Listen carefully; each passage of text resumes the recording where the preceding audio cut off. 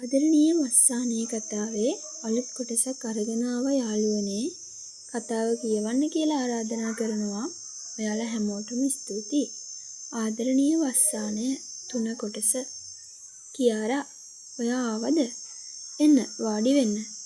මං ක්ලාස් එක ඉවර කරලා ටිකක් වෙලා බලාගෙන හිටියේ. අද මාව බලන්න එක්කෙනෙක් එනවා කිව්වනේ. අනේ සර්. ඇයි? මොකද hina වෙන්නේ? මොකුත් නෑනේ. ඉඳගන්නකෝ. ආව වෙලාවේ ඉඳලා හිටගෙන ඉන්නේ. මං ඔයාට එන්න කිව්වට ඇත්තටම කියාරාදේ කියලා හිතුවේ නෑ. අනේ ඇයි සර්? එහෙම හිතුවේ මං ගැන. දැන් පන්තියත් ඉවර හින්දා ගෙදරින් ඔයාට එන්න විදිහකුත් නෑනේ. ඒකයි. ඒකට මං විදුත් එක්ක එකතු වෙලා පොඩි වැඩක් කරා. කෝ විදු? උඩට ආවේ නැද්ද? නෑ සර්. සර්, එයාට පහලින් විරාජ් අයියව හම්බ වුණා. මට ගිහින් එන්න කියලා එයා පහල නැවතුණා.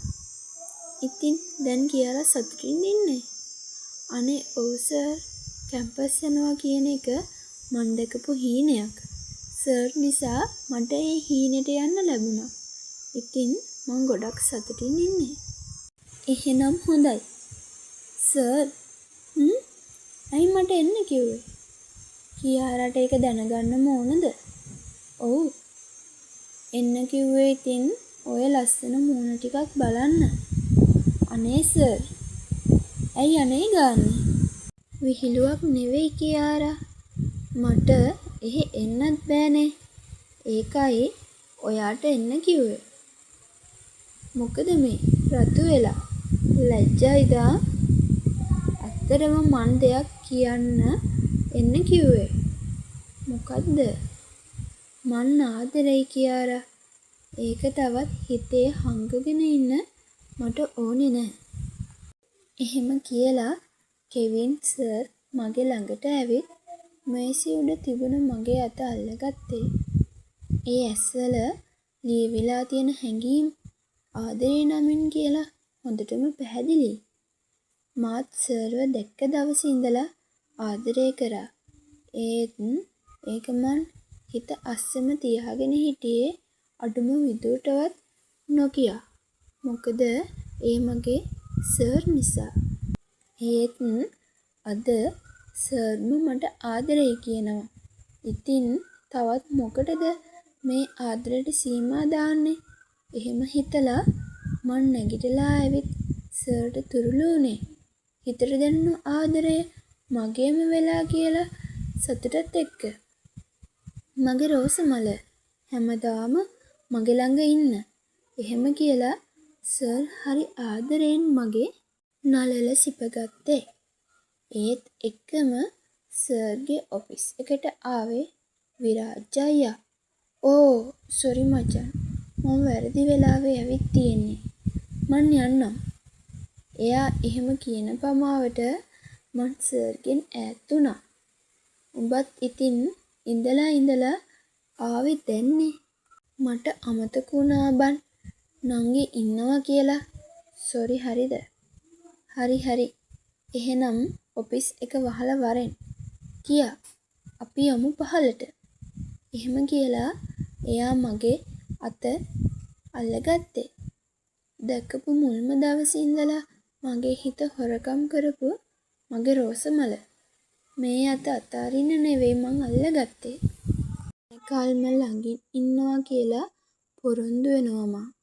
තව ටික කාලයක් ඉඳලා අප්පච්චිලාට කියලා මං එයාලවත් කැමති කරගන්නවා. හරිද? එහෙම කියලා සර් ගත්තේ එයාගේ සාක්කුවෙන් පුංචි පාර්සලයක්. මේක ගෙදර ගිහින් බලන්න. කැමති නම් දාගෙන ඉන්න. හරිද? එයා එහෙම කියලා හරි ලස්සනට hina වුණේ. අනේ මොකද්ද සර් මේකේ තියෙන්නේ? ගෙදර ගිහින් බලන්න සුද්දී. විරාජයා ආවනේ. නැත්තම් මන් මේක දාන්නේ මගේ කෙල්ලට. ඒත් දැන් මෙතන බෑනේ. කට්ටිය දැක්කොත් ඔයාට හරි නෑ. එහෙනම් විදුත් එක්ක පරිස්සමට ගෙදර යන්න. ගිහින් මට කෝල් එකක් දෙන්න ඕන හොඳද? අනිද්දාට කැම්පස් පටන් ගන්නවානේ. එහෙදි මුණ ගැහමු මගේ රෝසමල. එහෙම කියලා සර් එයාගේ වාහනේ දිහාවට ඇවිදගෙන ගියා. ගෙදර ගිහින් සර් දුන්න තෑග්ග බලනකම් ඉවසිල්ලක් තිබුණේ නෑ මට. සර් දීලා තිබුණේ ලස්සන පුංචි මාලයක්. මාලේ තිබුණ බොක්ස් එකේ කොළ කෑල්ලක ලියලා තිබුණේ මගේ ආදරණීය බෝනික්කිට අද දවස මතක් වෙන්න කියලා. මාලේ දාගන්නේ නැතුව එහෙන්මම අරගෙන පරිස්සමට තියාගත්තේ මේක එයාටම කියලා දාගන්න ඕන කියලා ඇති වුණ ආසාවට. කැම්පස් එකේ මුල්ම දවස ගෙවිලා ගියේ හරිම සතුටින්. සර් අප්පච්චිලත් එක්ක ගොඩක් වෙලා කතා කරනවා දැක්කත් මගේ දිහාට පුංචි හිනාවක් දාලා යන්න ගියා. අම්මලා ඉන්න හින්දා වෙන්න ඇති මගෙත් එක්ක කතා කරේ නැත්තේ. හැබැයි කීප සැරයක්ම ඈත ඉඳලා මගේ දිහා බලාගෙන ඉන්නවා නම් මං හොඳටම දැක්කා.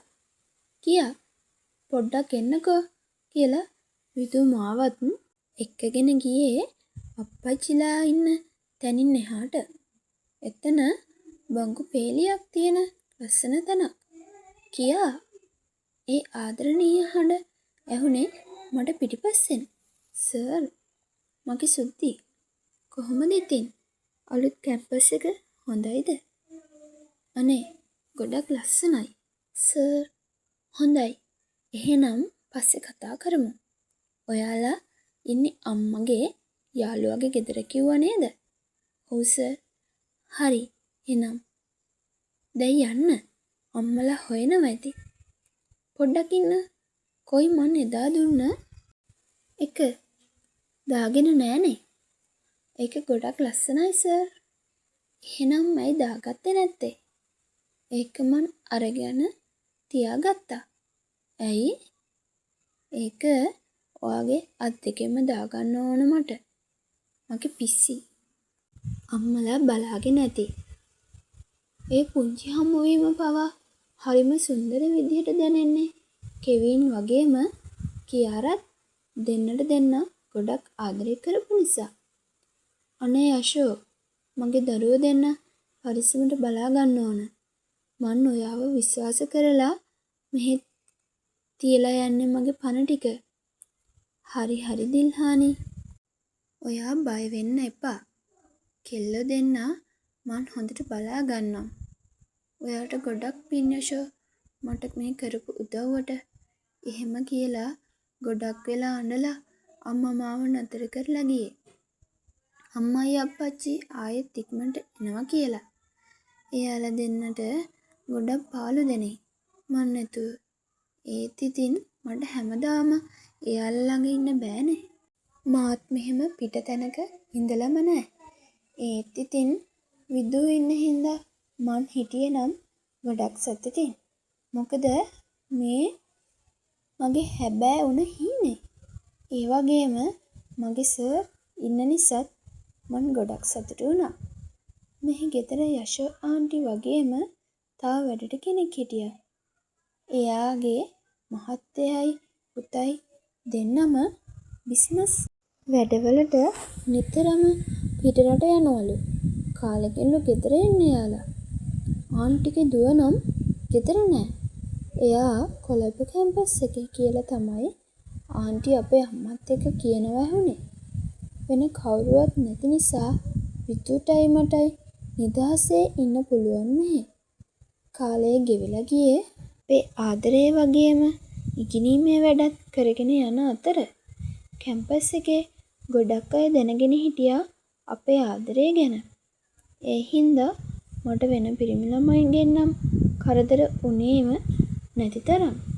ඒත් ඉතින් සමහර ගැහැණු ළමයි නම් මගෙත් එක්ක අමනාපෙන් ඉන්නේ කියලා මට හොඳටම දැනিলা තිබුණේ.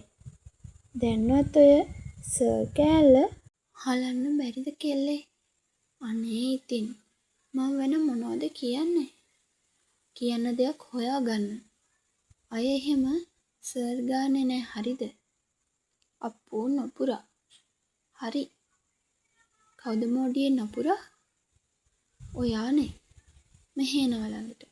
එහෙම කියලා එයා මාව තුරුල් කරගත්තේ ඒ උණුහුමට. අපි ගොඩක් වෙලාවට කැම්පස් එකෙන් මෙහෙම ලං වෙලා ඉන්නේ නෑ. මොකද ඒක එයාට හොඳ නැති හින්දා. සතියකට වගේ සැරයක් අපි දෙන්න මුළු දවසම ඇවිදලා එන්නේ යශෝ ආන්ටිටත් බොරුවක් කියලා. දවසක් සර් උදේම කතා කරේ, "සුද්දි, මට අද එන්න වෙන්නේ නෑ. අපි වෙන දවසක ඇවිදින්න යමු හොඳද?" "අනේ සර්, මොකක් හරි හදිස්සියක්ද?" "නෑ බබා. අද මගේ ඔළුව ටිකක් රිදෙනවා. ඇඟට ටිකක් හරි නෑ. ඒ හින්දා අපි වෙන දවසක යමු. කමක් නෑ නේද?" "අනේ කමක් නෑ. ඔයාට ගොඩක් අමාරු නම් බෙහෙත් ටිකක් ගන්න හොඳද?" "හරි මං ඔයාට රෑ වෙලා ගන්නම්. පරිස්සමින් කැම්පස් එකේ වැඩ ටික කරගන්න." එහෙම කියලා සර් ඇමතුම විසන්ධි කරා. "ඇයි කියා? මොකද අවුලෙන් වගේ?" "කෙවින් අයියා මොනවා හරි කිව්වද?" "එයාට ටිකක් සනීප නෑලු. අද අපි ටිකක් එළියට යන්න හිටියේ." "ආ ඒකද මේ. දුක් වෙන්නේ නැතුව හිටපන්. අයියට සනීප නැති හින්දානේ බං. නැත්තම් එනවනේ." "ඇවිදින්න යන්න බැරි වුණ එකට නෙවෙයි. එයාට අසනීප නිසයි මට දුක විඳු. හෙට එයිනේ බං. අපි හෙට වෙනකල් බලමුකෝ." "ඒක නෙවෙයි. යශෝ ආන්ටිගේ දුව ඇවිත් හිටියා. උඹ දැක්කද?" "නෑ විදු. ඊයේ රෑලු ආවේ. මාර ලස්සනයි බං. නිලියක් වගේ. අපේ වයසමලු."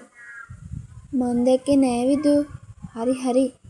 දැන් යන්න ලැහැත්ති වෙයන්." "අනේ මට යන්න බෑ අද. මං ඉන්නම්කෝ."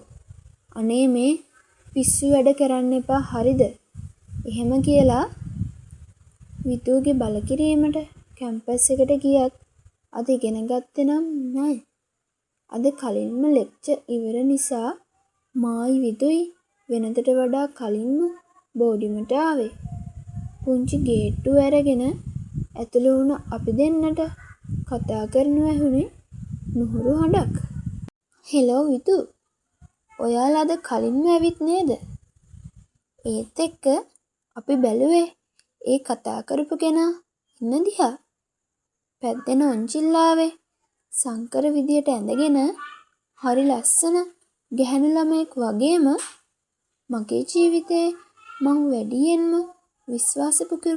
විශ්වාස කරපු කෙනත් එතන ඉඳගෙන හිටියා. ඉඳගෙන හිටියා කිව්වට ඇත්තටම ඒ ගැහැණු ළමයා හිටියේ එයාට තුරුල් වෙලා. කතාව කියවලා ඔයාලගේ අදහස් කියන්න යාළුවනේ. ආදර කතා කියවන්න රැඳිලා ඉන්න ඉදිරියටත් නැතුණල් සමග